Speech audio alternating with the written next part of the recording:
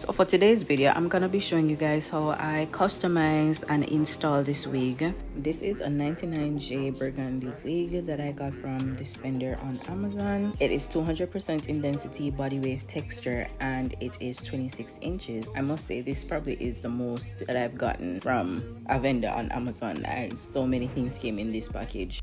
The hair on this was very soft and very full. I'm not talking about just the roots, but from root to tip, this hair was very full.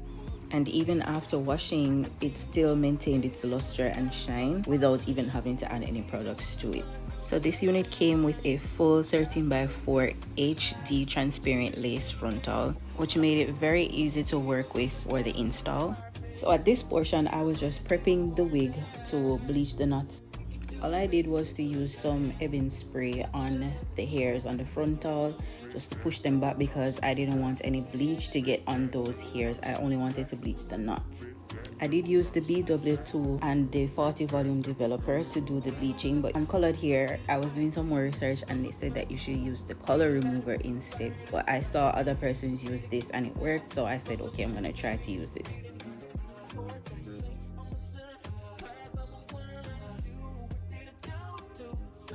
So the trick to this is that you want a consistency that is very thick but not too thick nor too runny. I did not use any specific measurements, I was just eyeballing it. The end consistency should be like toothpaste.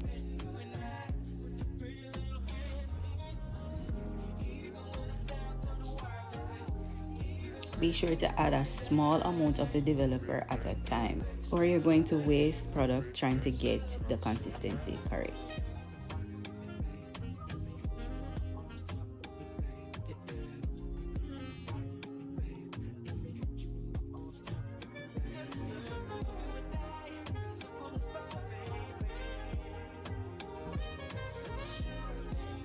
Okay, so now that I'm finished mixing everything together, this is just me testing the consistency. It shouldn't be able to fall off the spoon or out of the bowl, but here I did add some more powder just to thicken it a little bit more.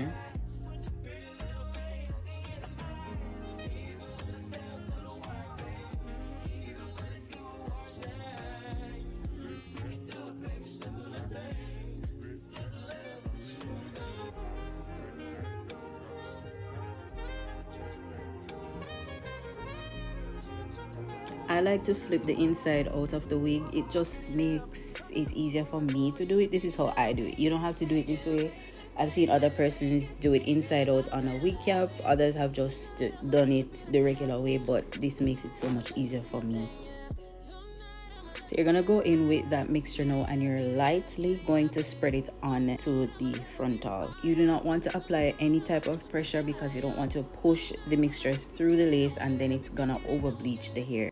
So lightly spread it onto the frontal as though you're buttering a piece of bread with some butter or peanut butter. I like to start from the back of the frontal and then make my way to the front. This is because usually the hairs in the back are much thicker or more dense than those at the front, which means that the back would take a longer time to bleach than the front. I don't know, but that's just how I do it.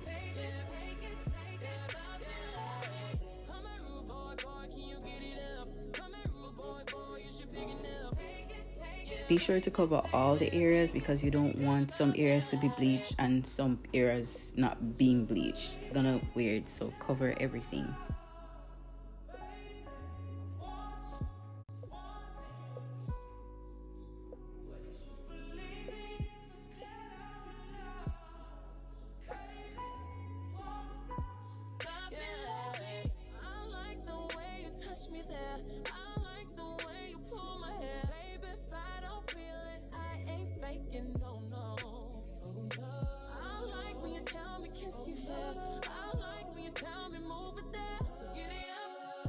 So now that everything is done, I'm just gonna turn the lace back in and to add more bleach to the areas that I may have missed.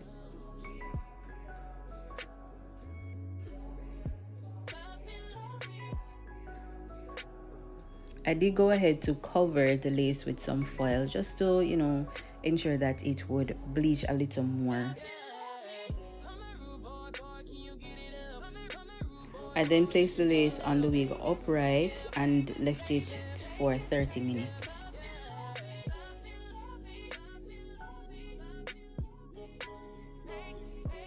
After 30 minutes, I just went ahead to wash out the bleach. I was inspecting the knots, but I realized that I wasn't seeing much of a difference. I probably could have waited a little longer, but I didn't want to risk damaging the hair, so I just went ahead to wash out the bleach.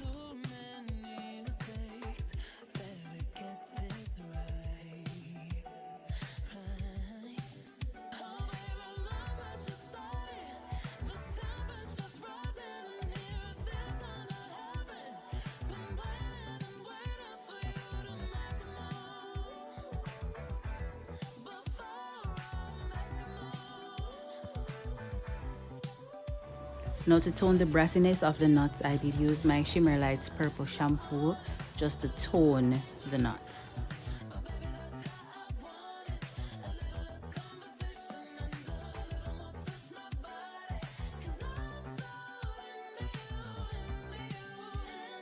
I then went in with my regular shampoo and conditioner combo. I use a Tresemme brand. You can use any shampoo and conditioner that you wish.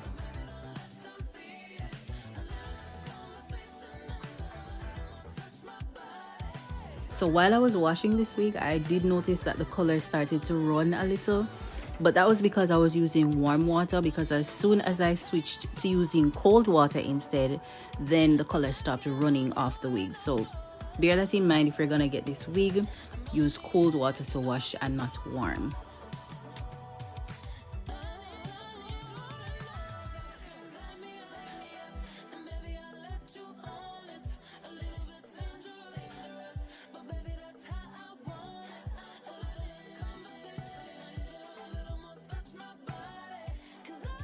I was being very generous with the conditioner, but I just wanted to make sure that it was very moisturized.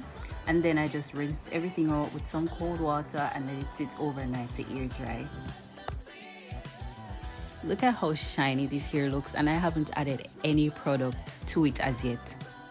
I just went ahead to use my Ruby Kisses foundation to tint the lace before adding it to my head. And then I used a small brush just to brush the hairs out of my way. And the lace is already giving scalp, and I haven't even glued it down as yet. Now I'm just going in with my wax stick and hot comb just to further push those hairs back. You don't want any hairs in your way. This is the key to a clean install.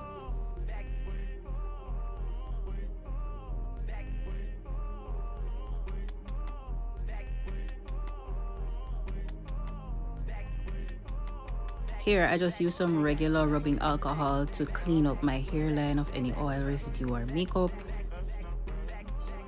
So now I'm just gonna go in with 2 layers of my Dola glue because I don't plan on wearing this wig for very long.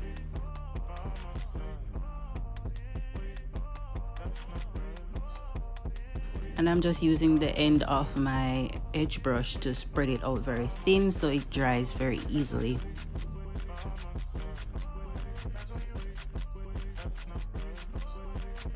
And you want to wait until that glue dries clear before you add the lace to the glue.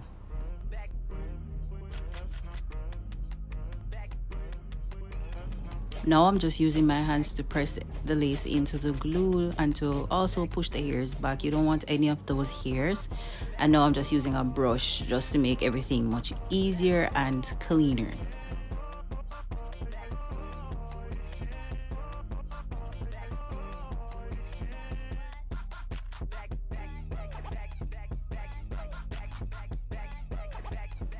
Now I'm using my blow dryer on cool air just to ensure everything dries down properly and that the lace adheres.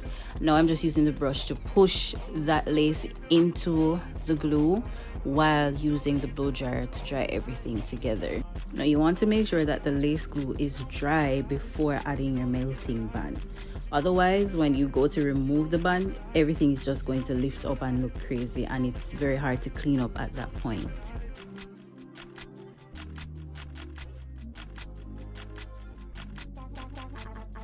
So while I'm waiting for everything to melt, I'm just gonna go in with some heat protector and my flat iron just to straighten everything. Now this is a body wave here, but it was so late at night, I was so tired, I just wanted to get everything done and go to bed.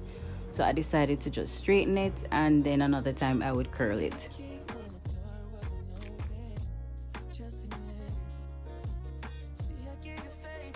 I went in with small sections just to make everything much easier and smoother.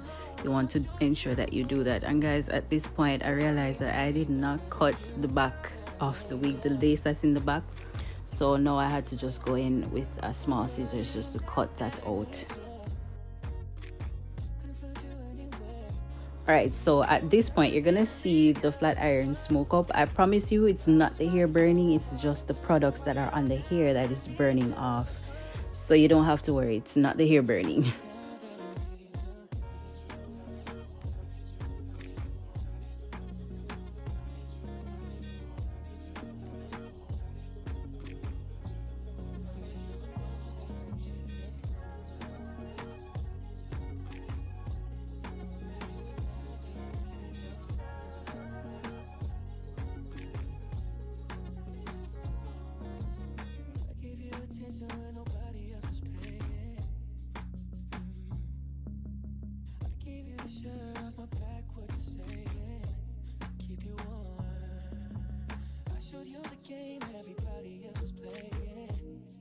Okay, so now I'm just gonna go in to remove the ear sections of the lace so that the wig sits comfortably on my head and not squeeze the back of my ears. You can do this before putting the wig on your head. I just prefer to do it this way, and if you do plan on using this method, you want to be very careful not to cut yourself or to cut the lace, the wefts in the lace or the wefts in the wig, if you get what I'm saying.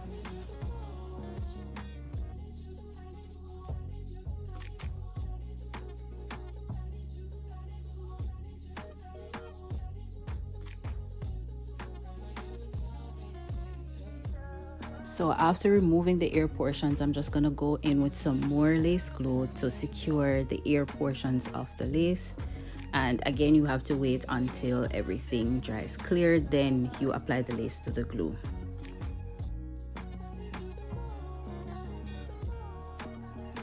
Once I'm finished with securing the sides, I'm just gonna go ahead to cut off the extra lace that is there.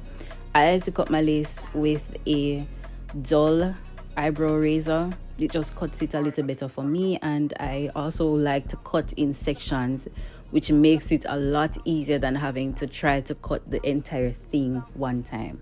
So just cut the lace in sections. Use a dull eyebrow razor, because if you use a sharp one you can risk cutting yourself, which I have done so many times.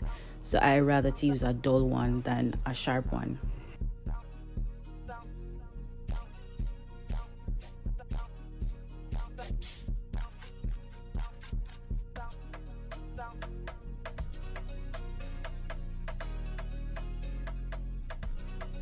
So now I'm just gonna go in with some more of the Ruby Kisses foundation just to add to that lace, to further blend it some more and to remove that white cast. And then I just added some of my melting spray to the lace just to blend everything together, and just watch how the lace disappears into my skin. Like, look at that. Now remember, you want to make sure everything is dry before you add your melting band. After it all dries down, I just add the melting band again, and I waited about 10 minutes. But during that time, I just went ahead to style the front part of my head.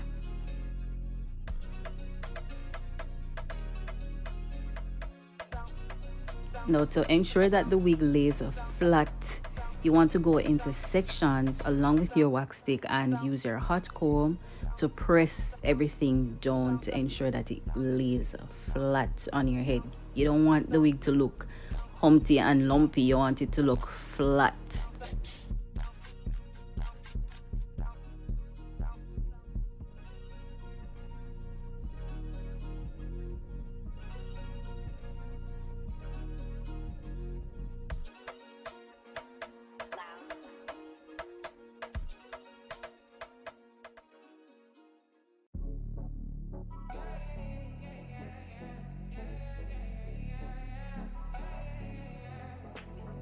Now I just went ahead to remove the melting band, and look at how melted that looks. That looks like so melted, so natural. You can't tell me that I did not grow this 99J hair from my head.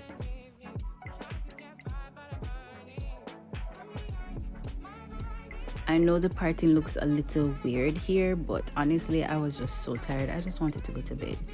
And at this point I didn't want to do any baby hairs because this looks too clean for baby hairs. So I just went in and took out the side portions, you know, just to give it a little cute look.